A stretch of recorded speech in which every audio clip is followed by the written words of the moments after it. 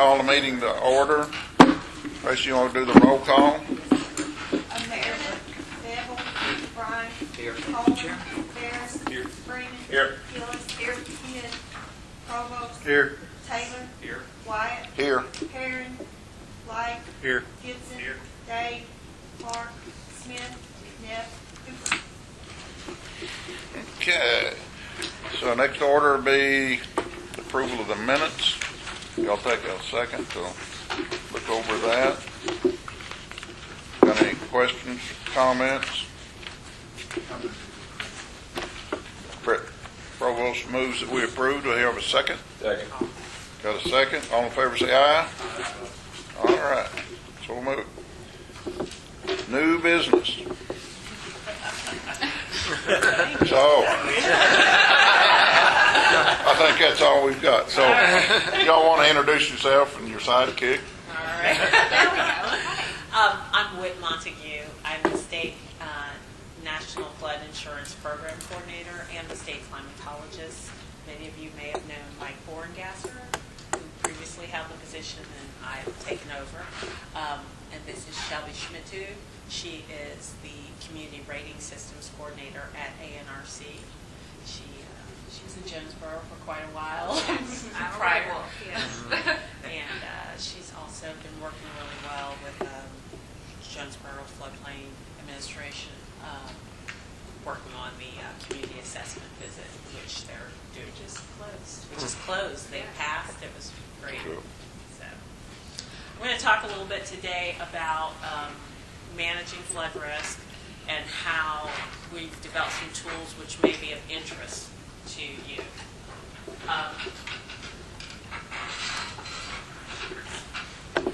Flood risk,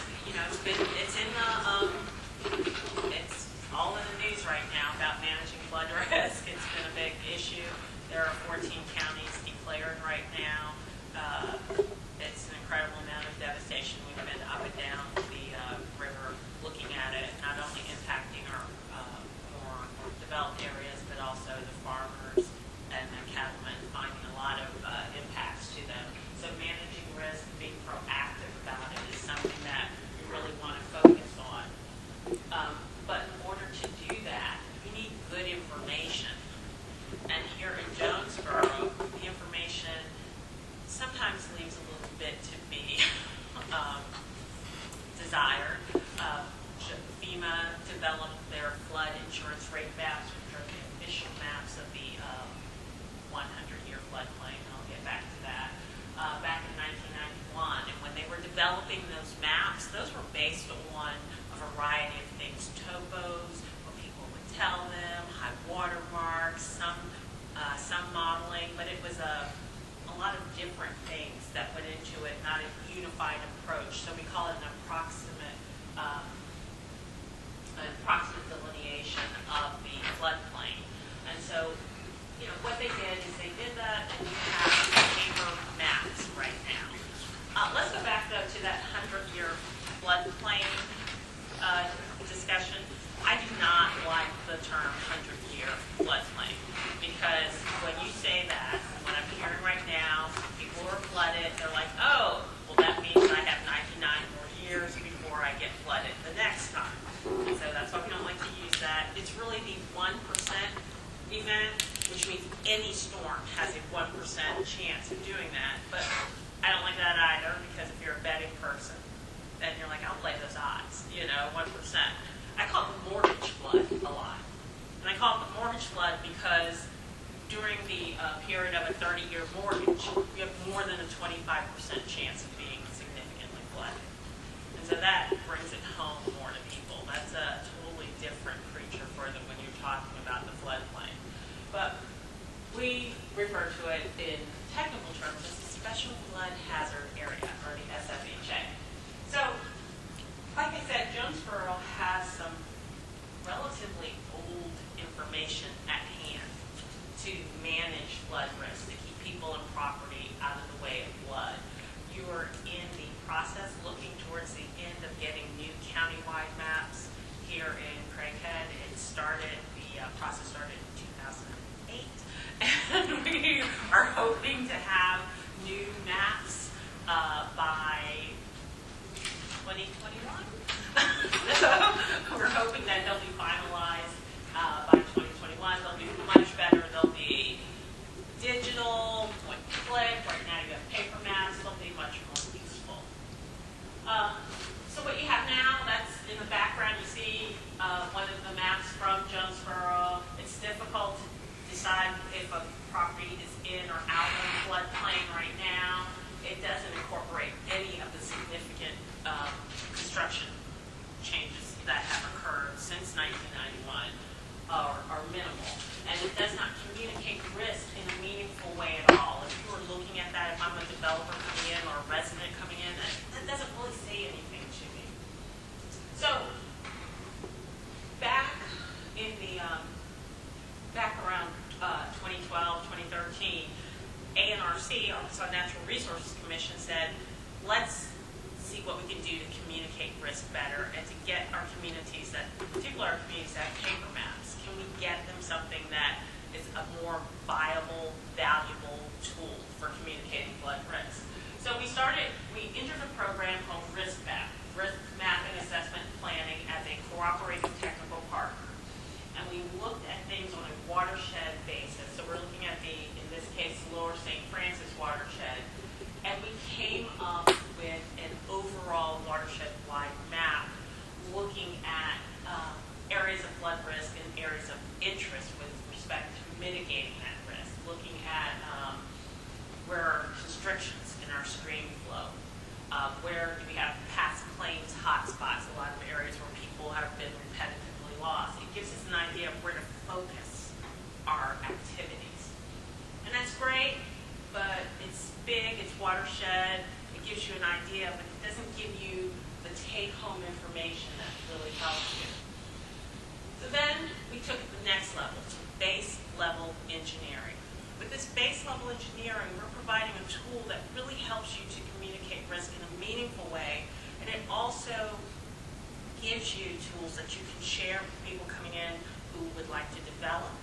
You can share it with the engineers and other people who are coming in, because we create models that are downloadable, that are free, that are HEC-RAS models that you can use and you can modify to look at the scenarios for development and for mitigation. It also gives you better communication. I believe all the pictures I show will be Jonesboro. So instead of having that paper map we saw before, now you have this type of map. This is a depth grid map, where red is bad, blue is better. And it's giving you an idea of the relative depth of the expected flood during that mortgage flood event. How deep will that water be? Where are the areas that we expect to see flooding? And it's a little different than what you're going to see on that paper map, because it's taking into account recent development and other more informative data. It also shows you the extent. In this case, this is the 10-year flood extent. This is where we expect water to pool during that 10-year storm event. So we have the 10-year, we have the 25, the 50, 100, and 500-year events, and the model information for that can be used for a variety of applications beyond just floodplain management. So what is it? It's non-regulatory. It's not something that, as it is right now, has some type of financial requirement or building requirement built into it. This is information. It's looking at risk, what is going on in different scenarios. So it's non-regulatory. But it is a baseline that engineers and planners can take to decide, where am I going to put development, how am I going to build development, where might I need to modify things and put in mitigation areas. And it provides a platform for broader risk, because I always have this case where I was in Mountain View and someone called me up and they said, hey, I need to know my base flood elevation, the expected elevation of the water during that mortgage flood event. And I said, oh, it's going to be 347.19 feet above sea level. And she just paused and then she said, honey, we ain't nowhere near the ocean. And we've all played that game where we're like, well, the elevation's this, and your first floor is this, and you have to be here. We have depth grid. This is something people understand. much easier to see this. And it's a model. There are active, living models. What we hope is that people will download the models, use it, modify it to represent current construction that's actually in the ground, modifications they make for different scenarios, and then give it back to us so we have a library of models available for people to use. Like I said, though, it does not replace your current map. It gives you more information, but it doesn't replace your current firm. And the reason that's important, your current firm tells you insurance. It's really big for insurance purposes. You know, where must someone buy insurance if they're having a federal impact mortgage or other instrument loan? It also tells your floodplain administrators where they must require certain building codes. It doesn't replace that. It expands it. It tells it, it doesn't expand where you have to buy insurance, where you must build a certain way, but it expands your knowledge so that you can counsel people and advise people how best to build to mitigate the risk. So why do we do it? It's collaborative. I talked about the new flood maps you're going to get after a 10-year odyssey. And that was kind of a top-down process. You know, FEMA came in and said, let's give you maps, and then they started and they said, hey, this is where we are, do you like them? And they're like, no, not really. Can we do this again? You know, but the base level engineering is more of a bottom up. It's community level, it's generated, we want something, let's be partners in this the whole time. It's cost effective. New maps are very expensive, lots of moving parts. Those of you involved in the Craighead County know that, because you're trying to get people from all parts of the county, all different jurisdictions to agree to this set of maps. In this case, it's watershed wide because we're keeping it not to the same level of detail, and it doesn't have the same regulatory implications. People are more accepting of it. And it's very cost effective, much less expensive, and it's faster.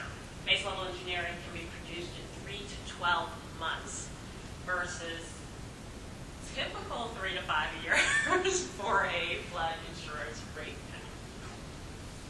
So, why does it work? Because it's better data. We have LIDAR. We have LIDAR data for all of the state of Arkansas.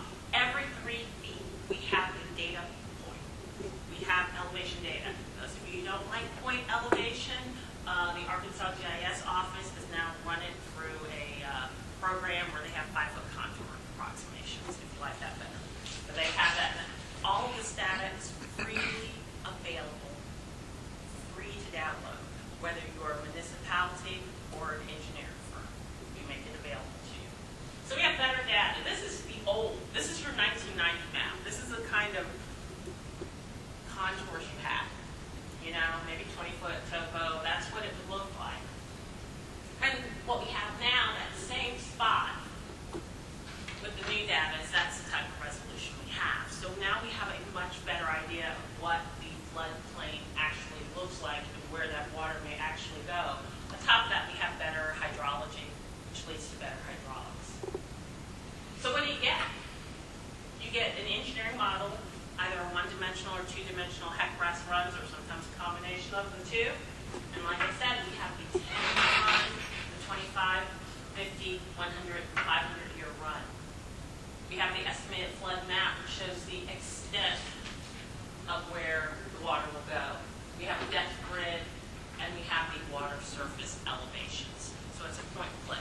Point click what I expect that water surface elevation to be. That water surface elevation is your estimated base flood elevation.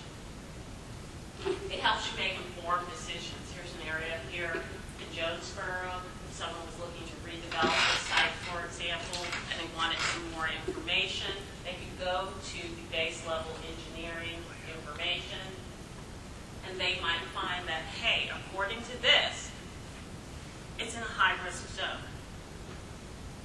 So they click on it. This is a depth grid. It's showing that it's in a high-risk zone. That it's blue tells me that it's not the deepest part of this high-risk zone. And in fact, I can call up a flood. I call it a flood risk report, which is downloadable. And the flood risk information report, it tells you the floodplain, estimated floodplain. You have the grid, and you can get the estimated flood depth. They actually just cut it off, unfortunately, but it will actually give you an estimated base flood elevation for both the 1% and the 0.2% event, the 100 and 500 year events. Those estimates, as long as you are not in an AE zone, as long as you're not in an AE zone, map AE zone, you can use those for your letter of map amendments. You can use those for people who are coming in and they need a base flood elevation. So that's better for them. That's one thing they don't have to hire a surveyor or an engineer to do. If you're a large development and you're looking at this area, of course you still need to look at your, you need to do some modeling. But now we have a model that's already been built out for you. And you can download that model and refine that model, put in what you need to determine the base flood elevation. So this is, like I said, a downloadable model available for you. And what I like is that it has part of this model, which is great when you're dealing with citizens. The bottom of it has the Monopoly house. So someone has informed me it's red, so it must be the Monopoly Hotel. Okay, so you have the Monopoly Hotel, and it's a very visual way. Remember I talked about that lady who said, we're nowhere near the ocean?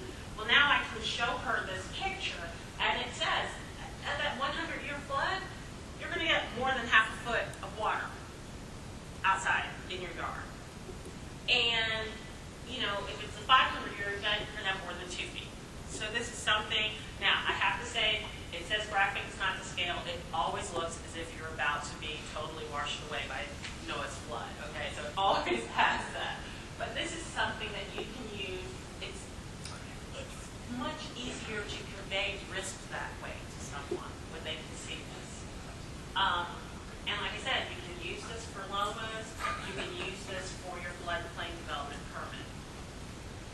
And you can download the model. We have the models available for download. The HECRAS that has the reports and documentations. We have the geodatabase and all the information you might need. Now, what I've been showing you it's run off the base level engineering viewer, which is supported by FEMA Region 6, freely available. You can get it on the internet.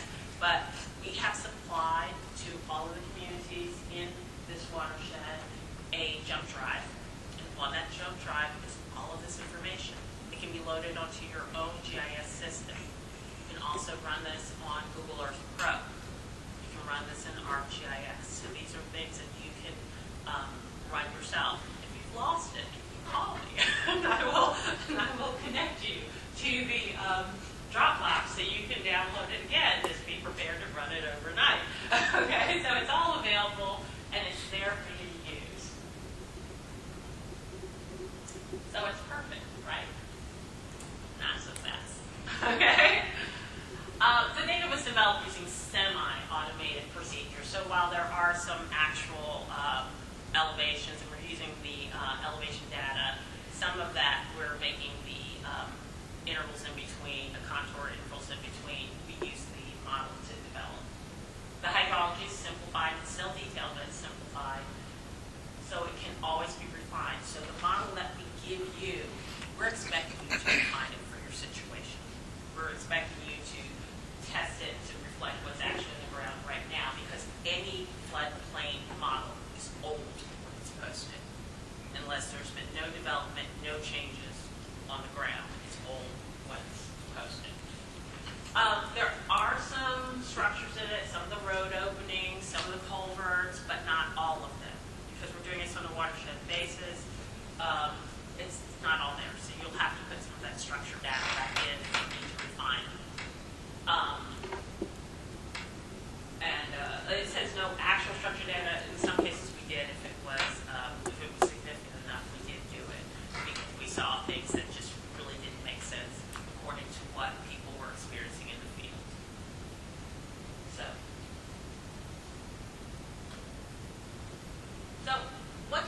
use this for? All right, so you can use this for looking at how you manage development.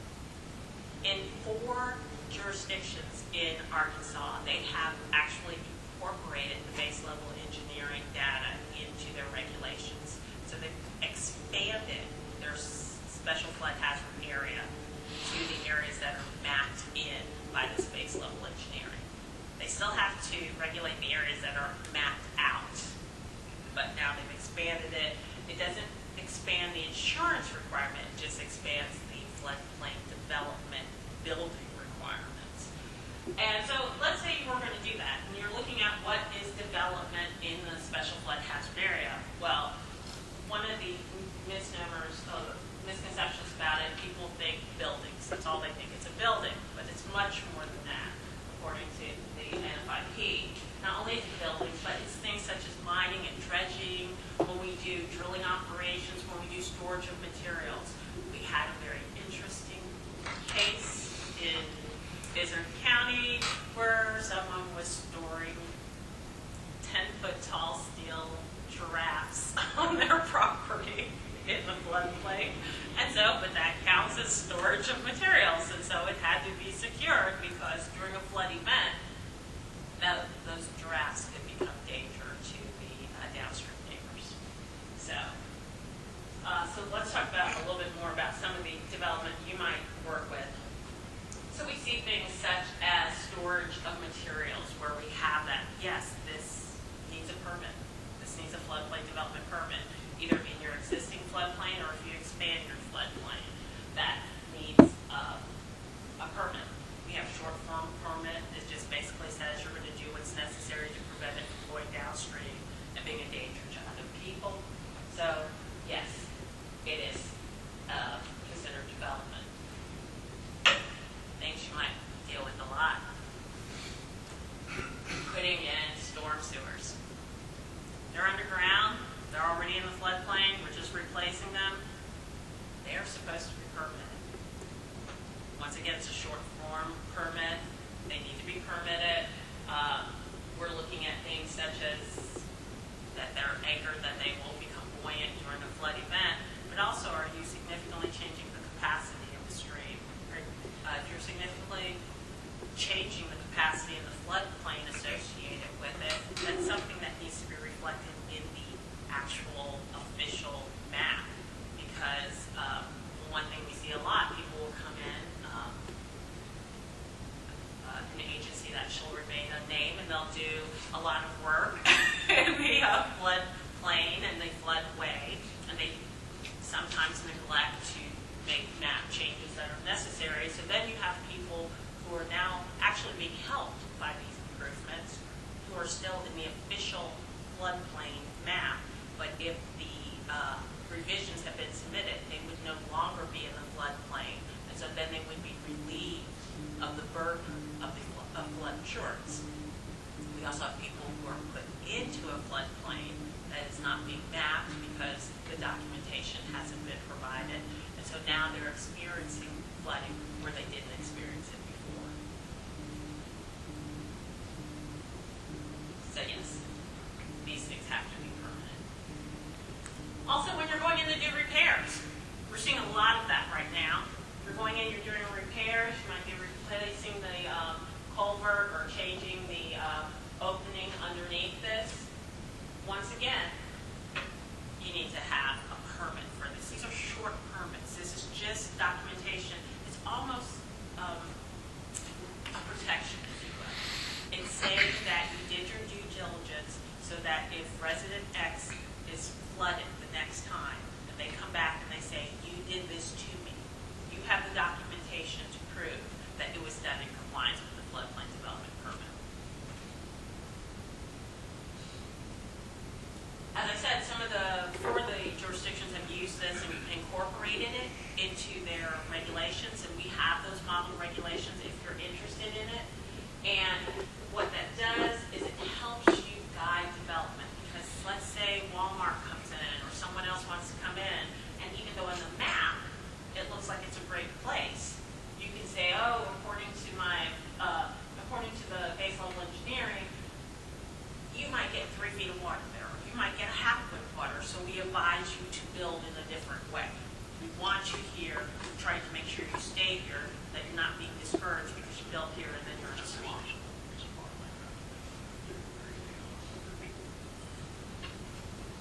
And why does this help? Because when you build higher,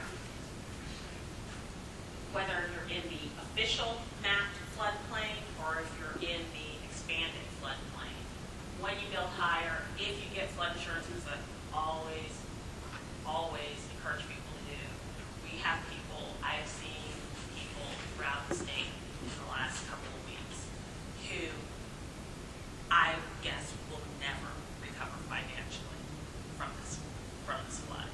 You have 9 feet of water in your home and you have no flood insurance, and there's nothing you're going to be able to do. I mean, you can take out a loan, but you're paying a mortgage and you're on the loan. So I would encourage people to get flood insurance, whether you're in or out of the floodplain. With some people I'm seeing in Sebastian County who were hurt significantly, they were outside of the floodplain. So you can reduce it though. If you're in the floodplain and you're below base flood elevation, you can look at almost $10,000 a year for your flood insurance. If you're at the minimum requirement, if you're at base flood elevation, about $1,500. But if you elevate 3 feet or more above the base flood elevation, you're looking at about $400 a year. So these are reasons why we have higher standards such as Stormwater. So that's really all I'm going to talk about with respect to that. But I do, since we're in the midst of this flood, I just want to do a quick talk about that. Just a couple slides real quick about that. We had the flood event, as you all are aware. This slide shows most of the Arkansas River watershed. It's 170,000 square miles of water that's coming to Arkansas. Everything west of the black line is the Arkansas state border. That's all coming Colorado, New Mexico. Some of it's from Texas and Missouri. All of that water is coming to us. And many of these areas are much more urbanized than Arkansas. So not only is it a large watershed coming to us, it's also a developed watershed coming to us. It also has snow melt, so things that we don't really deal with. Why did it happen? It was raining since September. And the Tulsa district, their type of control that they provide is flood control. So they were storing water. And they stored it until they couldn't store it anymore. And they let it out, and it came down to us. And in Arkansas, most of our core structures are navigational control. And they're focused on maintaining a 9-foot deep channel. So that's not providing much flood protection. So that is what we are seeing. And that was the impact, and that's what's led to where we are. Plus, we had storms on top of it after it released. The NOAA is expecting a wetter than normal summer. So we're expecting to see additional flooding coming up during this summer event.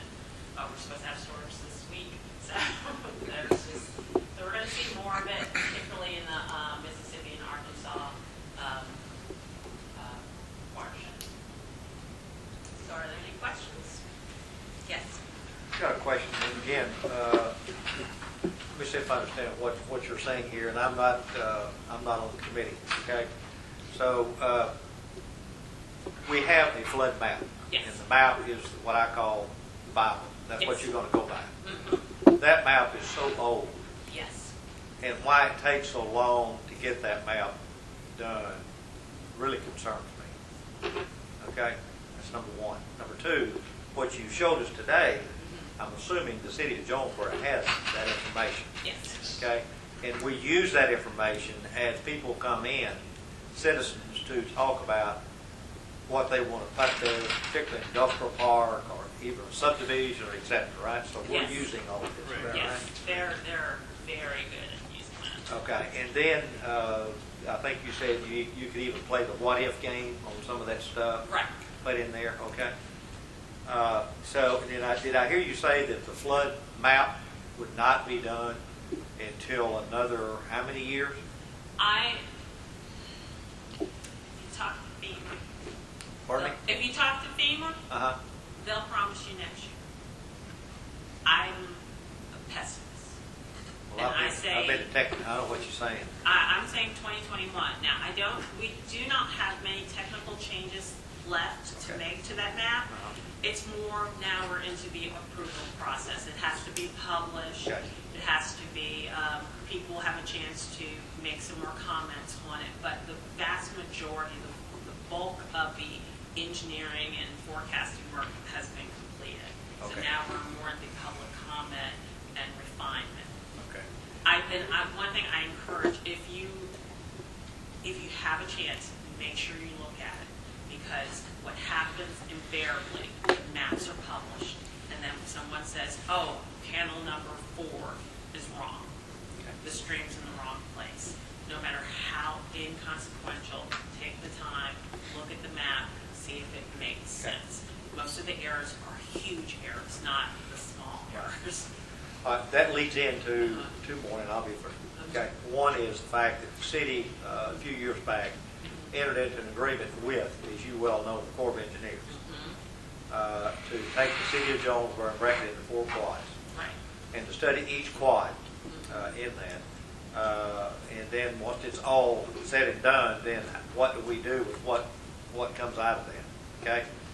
The first phase showed over $110 million of expenses that would have to be incurred to stop the flooding in that area. All right.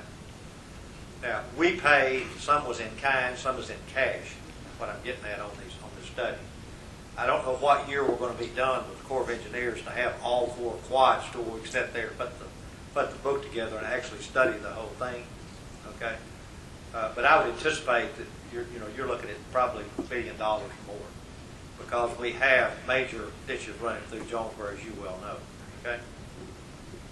The other thing is that some of our flooding, I see 2 things. One, and I'm going to have a meeting in September or in October and bring in the Corps and bring in all the drainage district folks, because some of our flooding that occurred the last time is that the backup, because the drainage districts had not, I'm going to be careful how I say this, the water came back. I'll just put it that way. All right. So whatever we do to get ours cleared and all of that, if downstream is not enough to get that done, then we got an issue. So I think it's our job to lobby with Congress and them to get more money for the Corps, particularly for the Memphis district, because most of that's going down to Mississippi. What I saw the breakdown with Bozeman is that we get very little. Memphis district gets very little money to do any studying or whatever, okay, compared to Mississippi and on down. Am I correct on that? It could be more, definitely. It could be a whole lot more, okay? So, and then so I guess with all that said and done, then the city looked at trying to do a stormwater management system to where we would have to assess folks based on that. We flew to Hot Springs. We looked at their operation. There's very few cities in the state of Arkansas that even has a floodplain management system, right? I mean, if I was in Mountain View, I wouldn't worry about it as much as I would down here, because they're up in the hill and we're down here in the valley. But my point is that, do you see in the future more people going to a floodplain management system to do that? So, like a stormwater, like Yeah, stormwater management system. we encourage that until the way we address it now, we stop at our jurisdictional boundaries, Okay. but water doesn't. And when you do that, sometimes it's like putting a bandage on a gushing dike, and so you need to, I think, a more comprehensive approach looking at stormwater. When you start looking at stormwater management system, inherent in that is looking at it almost from a basin or a watershed type of approach. And so I do see people doing that more often. We hope that that's where people are going. Okay. Well, the only reason I said that is I'm assuming when the study gets back and we all get done with that, and this committee looks at that, it's going to be highly expensive to do, correct what we need to do.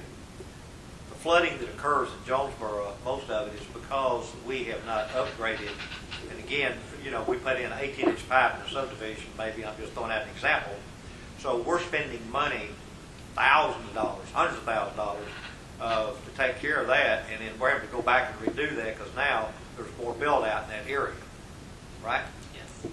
So that's something we have to look at. That's my big concern is as we grow in the future, this town's growing at 3% a year, is that we're going to continuously have that issue, that opportunity, if you will, okay?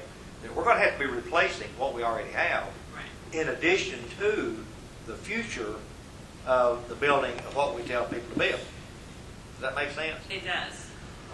And so that's why I wanted to sit in just for a few minutes today to kind of see what all you had and all that. I love what you got there because I didn't know that the state had all of this information.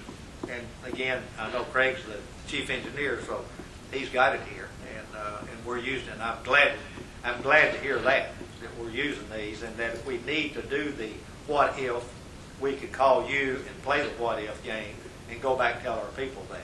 Right. Okay. And with the model being at the different storm levels, not just the traditional floodplain levels, but also at the 5, 10, 25 levels, it gives you an opportunity to look at different stormwater controls also. Right.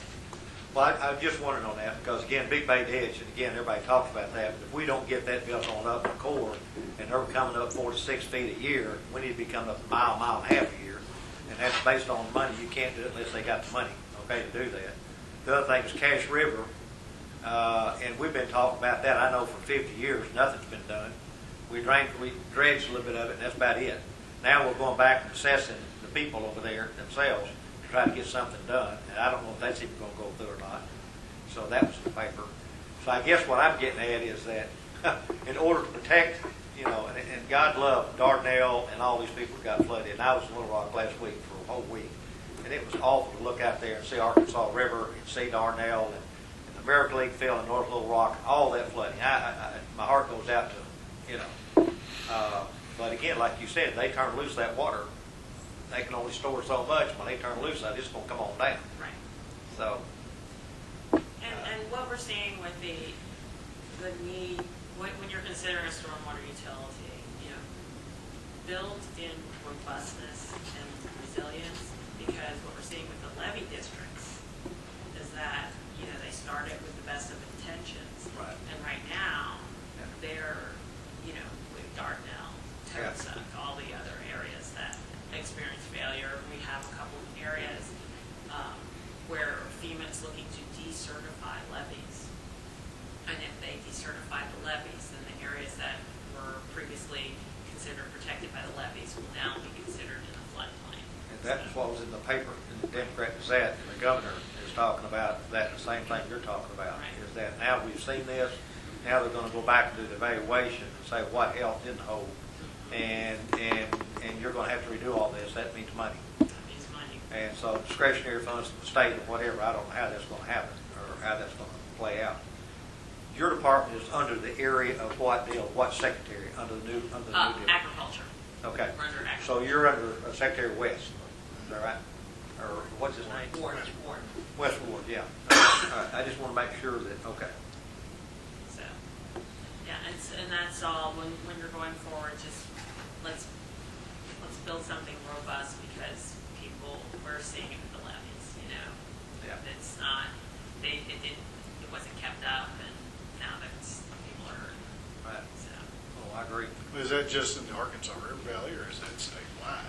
Oh, statewide issues. But you're going to put all of eastern Arkansas in a floodplain from Coles Ridge east.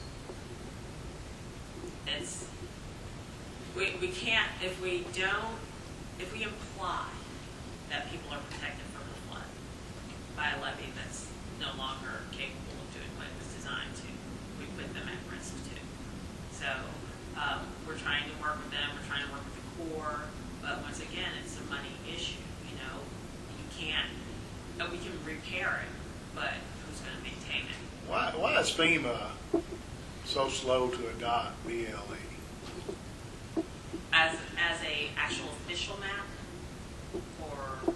When you're dealing with information, I've argued with a solar developer for 3 months. And their investors are going to go on those maps, those 30-year-old maps, and give no consideration to any improvements. Or let's just say it's unimproved. But you know, it's old data.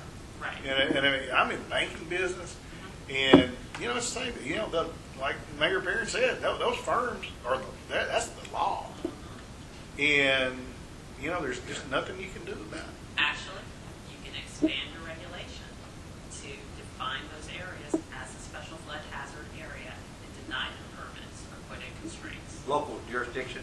Local jurisdictions can do that. And we have, Yeah. we have local special flood hazards areas based on the core study, but it's identical, or close enough to being identical in the north side of What Kansas. court got? Yes. Would that would just be water, or would that be seawater? We've actually got other areas identified, but it's not When they're done, it'd be Yeah. the whole city. as we adopt them. It's a good question.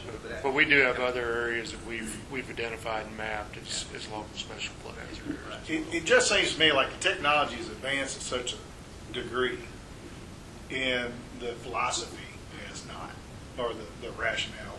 Well, this is just, you know, what is it, old quadrangle data The that was, quads. yes, it was used to put those firms together, Right. and now we have drones flying the state, you know, taking elevations, Right. and we have so much better, so much more accurate data.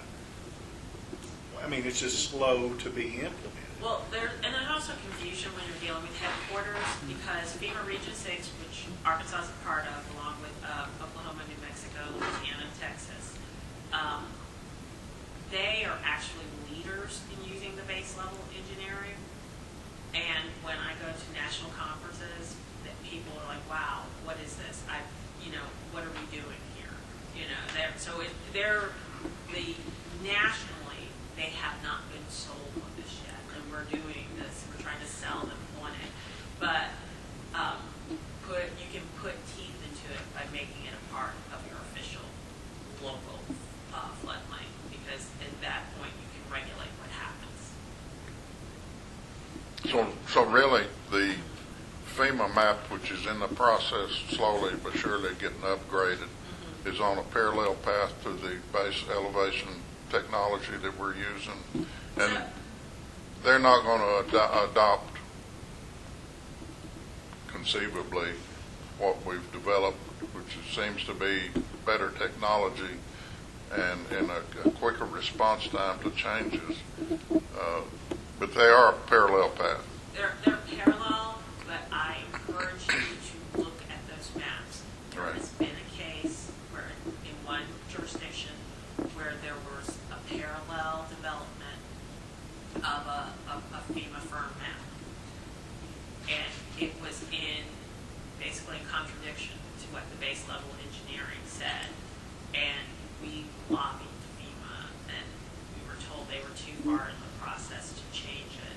And now they're using our base level engineering to local people out of a map that was published in March. So please, I cannot overemphasize, look at those official maps, because anything that gets mapped as an AE zone, an engineered A zone, it's much more difficult to use the base level engineering to dispute what's on there.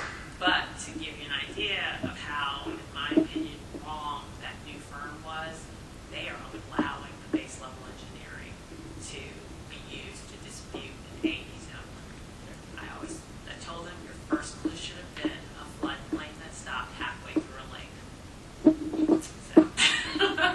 I still agree with what he said, is that I think, and again, we're not being negative to a degree, the point is that how can we change the process in order to get it quicker and I don't know the answer to that, I'll be honest with you. I know that most of that is going to be the arguing among all the folks that sat down to a table. You get Craighead County and you start getting there and you got Brooklyn Bay, all these folks, And, oh, wait a minute, it moved over a little bit, so I don't like this deal. But here we go, okay? There's got to be a cutoff or something. That's number one. That's politics. Number two is that I've been to Texas, Region 6, and sat there and listened to all this. And you know, but somebody's got to make a call. Well, when, I don't know how many people were at that Brooklyn meeting, but I basically was trying to convey that this is the time that we need to stop. We cannot keep going because FEMA will walk away. And the beauty is now that you have that base level engineering, if you do not like, if you're not 100% happy with the map, then you can use the base level engineering model to do a letter of map revision. Right. Have something that's real time so you can change that. So I think But- that's what is needing. That's why we've gone past the bickering, if you will, and now we're into the final, Sure. looking at the details. Has that made it easier to get along? Yes, Okay. it has. But- And because we had this top-down process going on with the firm, but the base level engineering was coming from the communities up, so there was starting to be more of a air of cooperation, a community of cooperation, and so it informed how they were looking at the preliminary maps. So, and also what we were doing went back to the FEMA contractors and said, hey, could you take a look at this again? We had something where sometimes, believe it or not, FEMA engineers can be arrogant. And so when it's the mayor of a small town who says, hey, this doesn't look right, I know this has never flooded here, they're like, yeah, right, and they keep running their model. But when we say, you've said it to us, we look at the model again, we may go out and shoot some contours, put in a structure, and we're like, yeah, you're right, this is a much better way of looking at it. And then we say, hey, look at this for us. It gives us more voice. How far away do you think that tipping point is? I mean, given increases in technology and communication, like you said, working from local level up to overcome federal level bureaucracy and FEMA, how far off do you think that is? Real-time, realistic maps. I don't see that anytime soon, unfortunately. I only see it by doing it, going around the mulberry bush type of way by taking the base level engineering and incorporating it yourself into your local regs. I do not see FEMA moving any faster. And in fact, if we keep having disasters, their mapping monies are going to be redirected every year. It's going to be redirected. The question is, how does FEMA get their money, and what do they do with their money? Well, You don't have to answer that. Okay? But I somewhat know, but I'm just saying that, that's, anyway. But there is a lot of moving parts to this. And I know even when, as good as the updated maps, the ones that were contemplated to be adopted in Brooklyn, when we laid it out there, we got this structure, we got this culvert here now that's not reflected there and all that. So you have to get some point. And I think what you're talking about with when you come along and you do things, if that's never transmitted to the people, the gatekeeper of the map, right. those changes, you go 10 years and none of that's ever reflected. That's why the permits or the memo or the note or whatever to be incorporated is so important, because, it's good today, but if you don't keep up with the changes, then it becomes obsolete.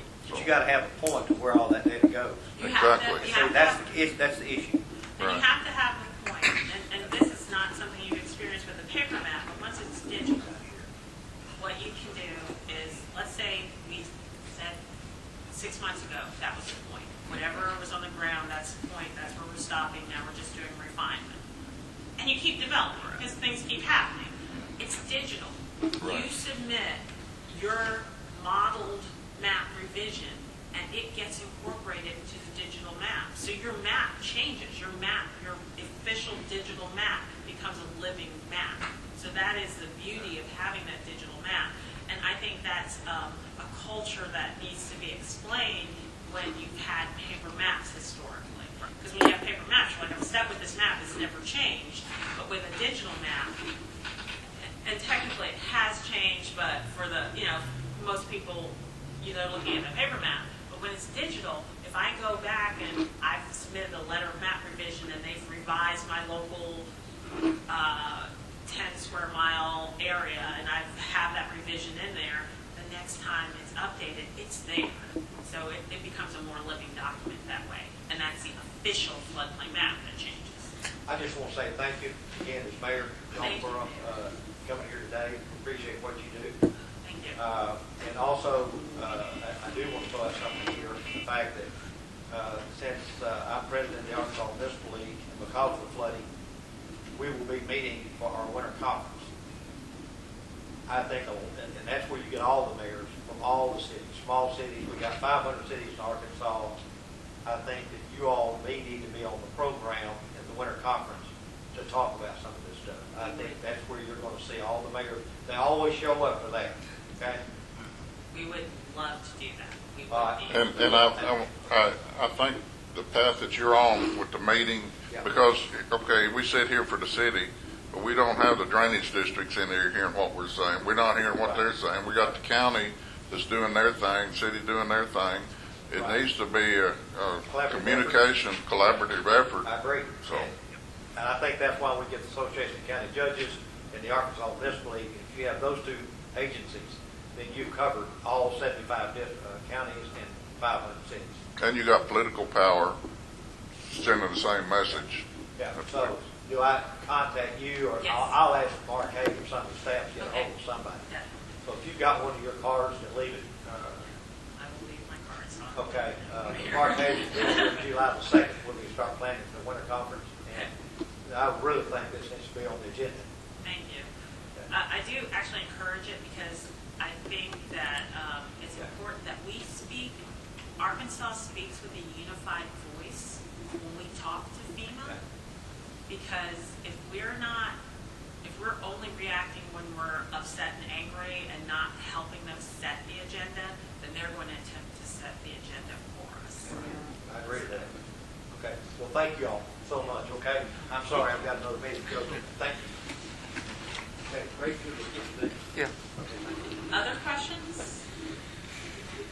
Let me just leave you with, we have a lot of information available online. This is, right now, I have substantial damage up here because that's the name of the day, substantial damage. But we have a lot of information available at www.floodplain.ar.gov. That is our address. And so there's lots of information from the resident to the local official. And it changes, and we try to keep it up to date, but if you see any dead links, let us know. And also, we are also on Facebook too, under Arkansas Natural Resources Commission. And we have a lot of information up there, though it's not as necessary here right now, but right now we have a lot of flood recovery, things such as that. So heads up, because of the presidential disaster, there will be hazard mitigation grant funding available.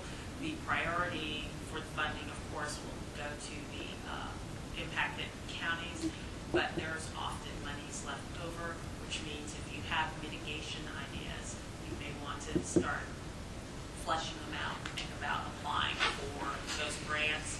Additionally, the FMA grants, the floodplain management grants, are also opening. The NOFO came out today. So that's another opportunity for mitigation. And they will both grants will pay for planning as well as actual projects. As the committee knows, we do have a hazard mitigation grant right now that we're using to buy out hopefully 5 properties and take those down. Matter of fact, we got 2 scheduled to tour down next week. Yeah. So how difficult was it to get the people to, were these occupied structures? And were they amenable to being bought out? Except one. That's the reason why we're saying 4, maybe, hopefully 5. The 5th one, we've not reached an agreement with yet. What I understand, it wasn't a hostile takeover. I think it was mutually beneficial to get rid of repetitive law structure and get them into a place that would be safer for them, which would be good. So is your PowerPoint available to Tracy that she could email it out? I can do that. I think it would be good, because if we had some members that weren't here, maybe they might be, yeah. Any other questions? Well, thank you for having me. Enjoyed this. Okay. Old business?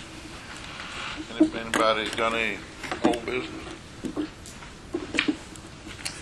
Other communications, community assistant visit follow-up? Believe it. Here's the last page is a letter from Shelby saying we're all good. All is good. All is good. And Shelby came to, Shelby, you got anything to add to whatever? Well, I think they're doing a great job in Jonesboro, Okay. given the circumstances, when you tell you. Yeah, and their CRS, so Right. Cool. receiving discounts. That's what we like to see. Our July meeting, what's something going to happen in July? The jet bus tour, Yeah. but we have to get a map together to get to. Y'all will create the route, yes. right? And so what we'll be doing is going around and looking at things that are of significance to us that we talk about that we may have never seen, which could be enlightening. So that'd be good. Public comments? Has the news got anything? Any news today? Nothing? Okay. Let's go around the horn. Has anybody got anything? Nothing. Vice Chairman, got anything? I do have a question. The state water plan, do you know when that's scheduled to be updated? I know it was done just a few years ago. Is there any I think talk about that again yet? I think everything's a bit on hold while we are transformed and we become officially part of the Department of Agriculture. As you may know, Ed Swain left. He was really the person who was sort of leading that, and he left. So we're in the process of looking for someone to come into that position, but it hasn't been abandoned. It just has been postponed while we deal with the becoming part of the Department of Agriculture. If y'all remember, we talked a little bit about that last time, about how the Cache River Basin seems to be really focused in the state water plan, but the St. Francis maybe not so much. And a large portion of the city drains that way, and that's where we're having problems with Poinsett County and further south. So we'd like to try to get a little bit more focus on that basin in the next state water plan. So we are interested when that does come back around. Great. Okay. Down to me.